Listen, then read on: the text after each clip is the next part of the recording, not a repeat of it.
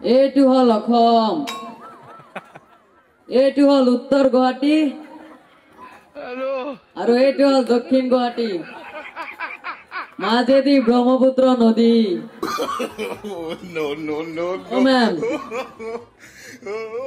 এতিয়া যদি মেপখন আকৌ ঘূৰাই দিয়া হয়, এইটো হল হৃদয়পুৰ, ইয়াত মায়া মহব্বতেৰে ভৰপুৰ। ইয়াৰ পৰা অলপ যদি তলফালে আহো, এইটো হল মেঘালয়, ইয়াত বছৰৰ সকলো সময়ত বৰষুণ পৰি থাকে।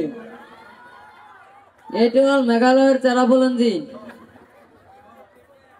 যত বছৰৰ সকলো সময়ত বৰষুণ দি থাকে।